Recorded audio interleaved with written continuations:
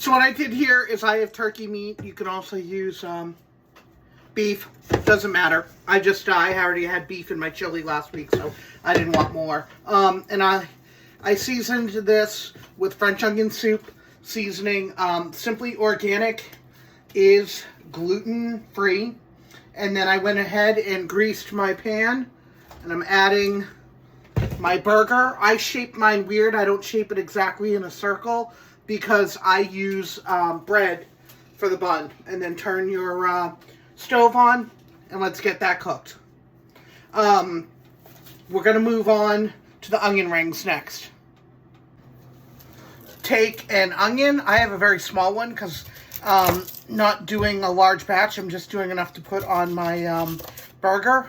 And make sure you get the skin off of the onion and the ends. And then once you do that, you just cut it into little onion ring sizes. I'm going to do 2 slices. Okay, these are your onion rings. You take out, well, part of the onion ring. You take out, like I do, like 2 or 3 rings, so they're kind of thick. And just turn them into little circles, like so. Put the rest of the onion for later. We're going to spray the pan. Very important that you coat this pan. Okay.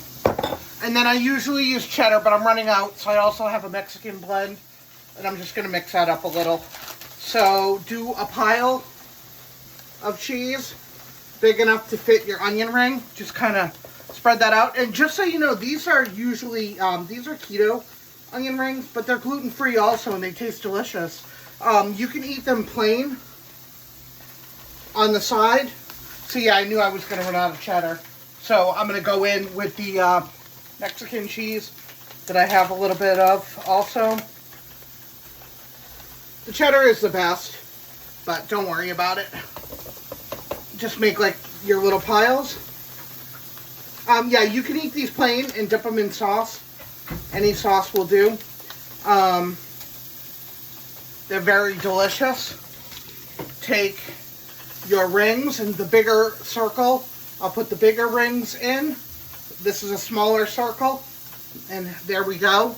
So here's what they look like so far, if you're not getting a good picture. Let me tilt this down a little. Yeah, there we go. And then you proceed to cover these in cheese. Just on the middle, just on the top.